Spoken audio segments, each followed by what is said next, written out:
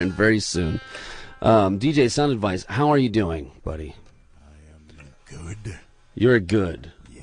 Okay, so tell us a little bit about peoplewhocareaboutyou.com. Well, what do I say? Hold on. Just kidding. Just kidding. Anyone that was listening earlier surely heard your public service announcement. You are the new spokesperson For the people who care about you.com. That's right. So are you getting meditative yet? Sound Advice? You feel it? Actually, yeah. Yeah. Yeah. Because just the tuning alone is very beautiful. Yeah, that's kind of the point of this satire. Actually, what's kind of funny is if you watch the concert for Bangladesh that George Harrison threw, there was the famous performance there. Yeah. Nice. Classical Indian performance. And they were tuning, and the audience clapped after the tuning. Wow. Yeah. Has that power chord. You hear those power chord? That's the way it sounds like. Yeah. And then I think it was said, if you liked our tuning that much, we hope you also enjoy our music. Right. Right. Right, indeed. So, that's it. Can you hear me? yeah, grab that first mic, Aaron. That's your vocal mic. Can I hear more of the sitar in the headphones? Oh, yeah. That might be better.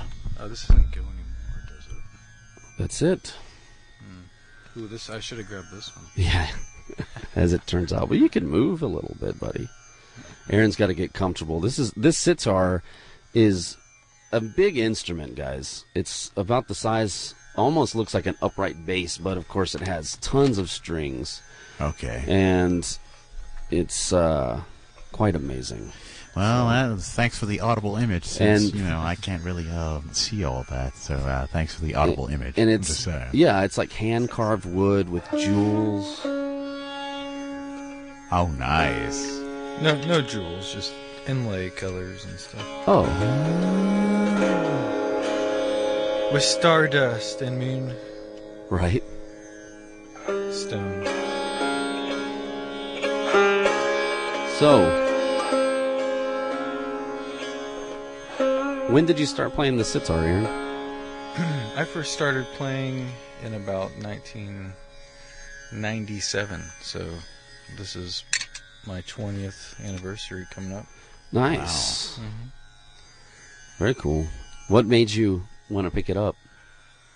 I heard it first when I was about 12 on TV when I was watching like VH1. Wow. Oh, wow, nice. And they were playing like Monterey Pop Festival. And I grew up listening to blues. My dad is a blues guitarist and rock, so I grew up going to blues clubs in Austin and all around. So you learned the fiddle, in other words, right? Well, I thought that, the blues was the deepest music, out there. Right. And all I heard was like classic rock, etc. And then I heard Indian music, and there was a whole different depth that was present in the music that was mystifying. Right. And I'd never seen that instrument. And so and that was before the internets. Right. Plural. And I didn't know what it was or how to convey that, hey, I want to do that or something. So Right. It wasn't until a few years later, when I was about 15, that I got a CD surfing. Like, oh, this is what I heard, and I got the CD. And, I saw the picture and recognized it, listened to it, finally knew the artist and, what the instrument was. And it wasn't until I was 18 that I found a teacher, and from meeting someone at Guitar Center. Oh, wow. Isn't that funny how that works? Yeah. Right. And so the journey started there. I eventually ended up going to India to study. Yeah. And I've, just got lucky that early on when I started, even though I could hardly hold the thing, I started getting gigs. Like there was a demand. Wow. And I was there were only 2 sitar players in town. So wow. I think one of my early gigs was like playing at the Museum of Fine Arts. Wow. I was like, whoa, this is cool. Sure. When I was like 18. Wow, that's amazing. So, I mean, how long was it, do you think, until you were really felt like you had paid your dues and you were doing a good thing? Or do you feel like you're still there, getting there, even all these years later? Yeah, I think that's an eternal quest, to improve. I mean, there's just so much to learn that. Right. I honestly don't feel like I know that much. I'm lucky that. I'm really glad to hear you say that, because that's the way it should be in music, is that it's always a ever-growing, ever-changing thing. Each sound is not the same, so it's like there's always some more to learn. And there's so many facets. Yeah. And within Indian music alone, there's so many ragas, like scales, compositions that you can learn. Yeah. Well, it's more than scales. They're like tunes almost, right? No, they're not. Most in the North Indian style, they're 99% improvisational. Mm-hmm. So it's not like a tune that you learn. Okay. It's a system that you learn, of a melodic system that has a rising and falling pattern, basically. Mm-hmm. Got it. And but of course within that there's compositions and what you might think in Western terms as riffs, mm-hmm. But they have different names. Yeah, that's true. And then you so they become like traditional motifs that people use, like a language. That's what they say about jazz too. There's certain licks that you learn in jazz that are like kind of traditional. Definitely, there's certain compositions that are passed down in certain gharanas or families of mm-hmm. teachers and disciples and styles, whatnot. Interesting. So, are you ready to give us a demonstration? Yeah, I think so. All right. Well, we're ready for you. So I might have to micro-tune here, but I'll just get started here. If you need a break, we can go to another public service announcement. I think I'm ready. Okay.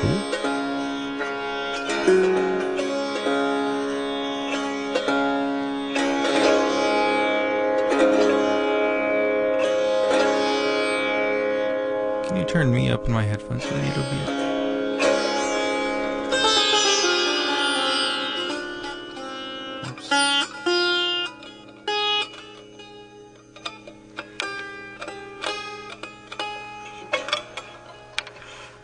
My nails anymore. Aaron Hermes with his tuning, microtonal tuning.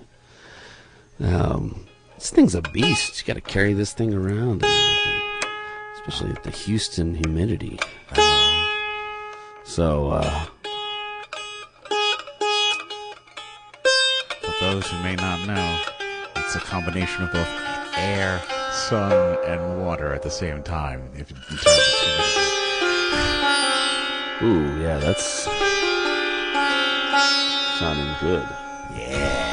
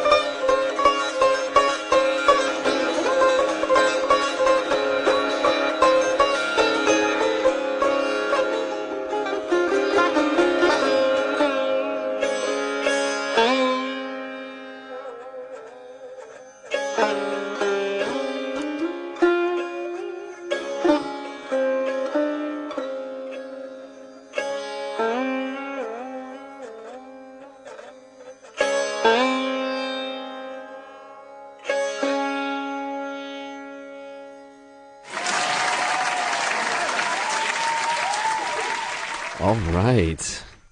Aaron Hermes. That was substantial. Yeah, how did you like that, DJ? Sound advice? That was sweet. Man, what about you, Trevor? I think that was amazing and also kind of like therapeutic all at the same time. Literally. Yeah, Raj. I went out there to talk to Raj, and he said, "Oh, man, I didn't know this was going on. Y'all should have warned me about this." None of us knew this was going on until today, I think. Well, you know, that's how birthdays go sometimes. Yeah, definitely. Happy to be here on your birthday, man. Thank you. Thank you. So, where can people look you up and hear some of your music? Audio telepathy. .com.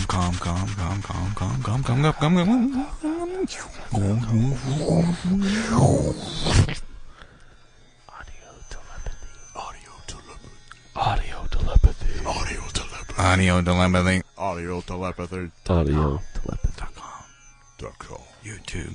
Yeah. .com/audio telepathy. Is that on the YouTubes? I'm on the YouTubes and the internets, the SoundClouds. There you go. All right. I think technically you're in the SoundClouds. I'm in the SoundClouds. Instead of being head of the clouds, which, Yeah. There's a lot of Cloud people that telepathy. aren't really that internet hip that listen to KPFT. No offense. No. I mean, those of you that aren't, you know who you are. You know what I mean? Yeah. Might as well just fess up to it, you know? Beast mode. But if you are, you can go. Do you have an Instagram? I don't. Mm-hmm. Instagram this. Wow. That's the way to do it. Yeah. So much for the music slam. So I understand that you have sort of a hobby or an enthusiasm toward, I guess, cyber-based.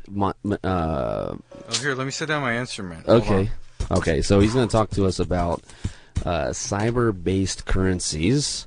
I mean, a lot of people know this as Bitcoin, but it's really much bigger than just one type of coin.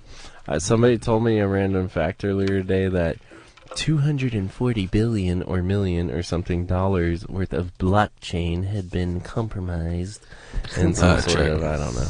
So yeah, Wow. maybe we could start off there, right? So we want to talk about this for a couple minutes and then go back to the sitar playing if you want to. You Whatever want to you just guys talk? want. It's your birthday. Hey, we'll see. We got to pull Raj in here still, too. So, okay, well, tell us about it, Aaron. I mean, tell us about what's going on with cyber currencies, if that's the right term. I got my PhD in cyber currencies in 1982. Before the interwebs. Right? Well, it was still DARPA.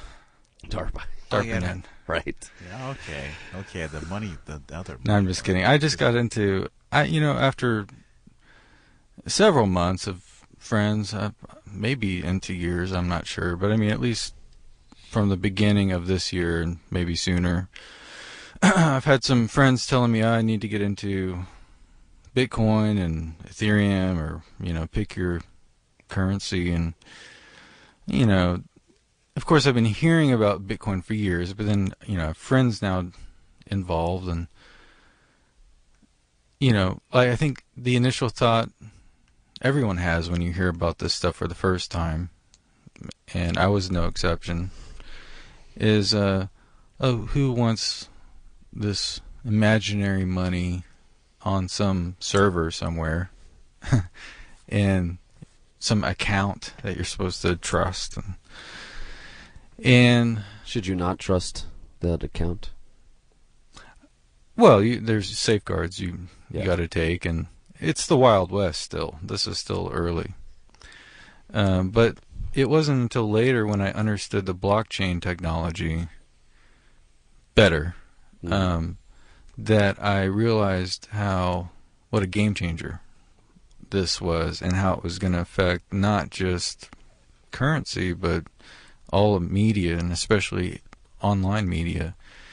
And it might even be something to help artists start making a living again from the internet. Because once you have things on a blockchain, things have to be verified, or else you don't have access to that. Okay, so let's dumb it down for people that don't know really much of anything. Dumb it down. How does someone get started in this cyber currency phenomenon?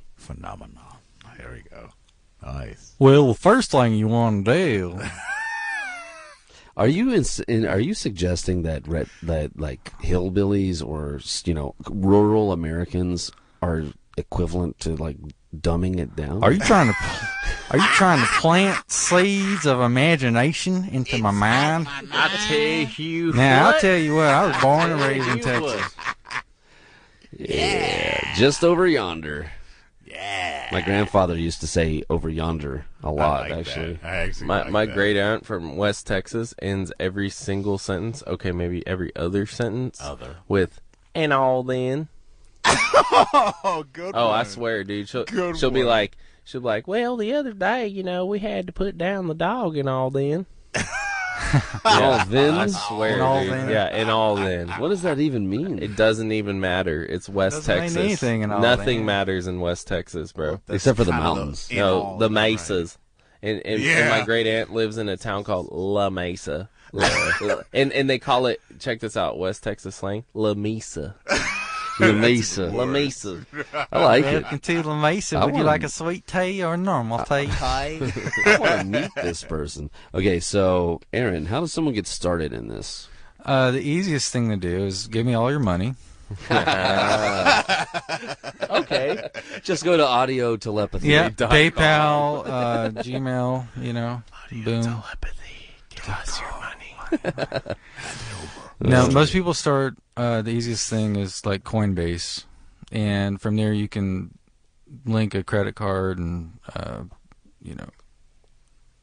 bank account, PayPal, different payment methods, and you can even sign up and, they give you $10 if you get $100 of cryptocurrency. And once you have that wallet and everything is cleared and you have that in your wallet, you can transfer it anywhere. And there's other safer wallets you can use, or you can put that on investment platforms that are going to pay you a set amount of interest per day or per whatever the terms are. Mm-hmm. And there's what are called like high yield investment platforms. But they're probably the most dangerous. Definitely, yeah, they rank up there, and there are scams. And I like danger. I like danger. Me too. We lack danger here in La Mesa, Texas. Is that how she said it? La Mesa. Mesa. Good luck So, with that. There's All right. also Fluvana. It's better odds in Vegas, I'll tell you. so are people making money? Oh my gosh, it's raining money right now. Wow. See, that's the thing is we just don't know. You just about have to this. grab a bucket, and you got to put that bucket somewhere and catch some of it, because Wow. Are people still doing the whole entire like Bitcoin farming where they're setting up these computers Mining? I'm sorry, mining. Are they still doing oh Bitcoin mining? well, yeah, and there's all kinds of new things too. There's now mobile mining taking off on the phone.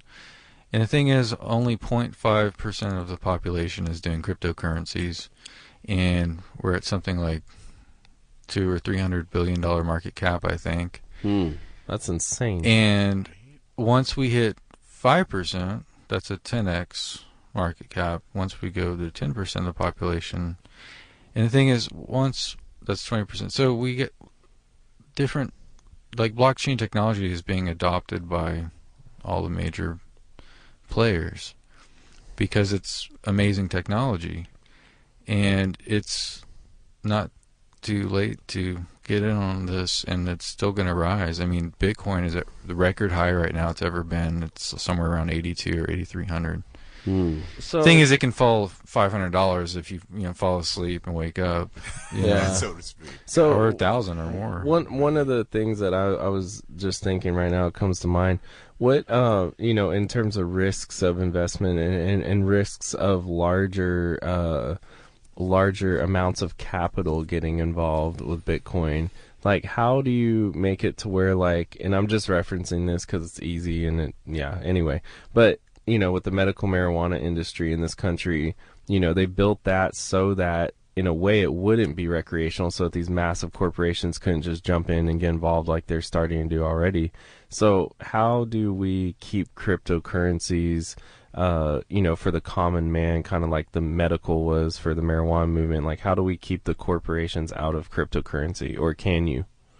Yeah, because you can just create your own coin and not use their coin, and It's all buyer based. yeah, Capitalism. it's all supply and demand, and so. But they couldn't come in and just like buy up most of all the cryptocurrency on the market with their billions. Well, here's the thing. I mean, we don't know who they are, but people are doing pumping and dumping, and there's total manipulation on this crypto market. And it's we saw that big time last week. There's a huge fiasco, and it just Interesting. I mean, billions of dollars in play. Wow. And there was a big Bitcoin Cash move, and they, after the fork that was planned, they called it off at the last minute. It was very suspect. Yeah. They probably never meant to do it, but nobody knows. And then they claimed Bitcoin Cash was going to be the new, after there was record high Bitcoin price, because they were expecting a new coin. When you fork a currency, whatever you have in one currency, you get in the new currency. So everyone was buying Bitcoin. If you owned one Bitcoin or half a Bitcoin, then you'd get half a Bitcoin of the new currency when it forked. And so that was the future price of that was like $1,500. Interesting. So people were like, "Oh, that's free money." So the price skyrocketed. Then they pulled it. They decided not to do it. And then there was some. They started pumping the price of Bitcoin Cash by having small amounts from different wallets buy it. And So you think that the market is they definitely used being computers and manipulated? some sort of whatever method. Would you blame it on the And it Russians? skyrocketed. No, it was some mining people. And then what happened was the miners started mining Bitcoin Cash because it's more profitable. And then there weren't enough computers to handle the Bitcoin, and they got backlogged, and you couldn't even make a transaction. And people lost so much money hitting it at the wrong times. And then the fees went from like next to nothing, a few cents or a dollar or two, to send $1 would cost you $17. Wow, that's amazing. And it was just caused havoc across all the platforms. Wow. Yeah. Well, I guess, it does sound risky, but there is a lot of money there. Thank you again, Aaron. Stick around if you'd like to come back on towards the end of the show. That'd be great, but we do have to get over to Raj. But first, I have a special phone call that I definitely wanted to take, and that would be the Colonel's wife. How are you, Mrs. Colonel?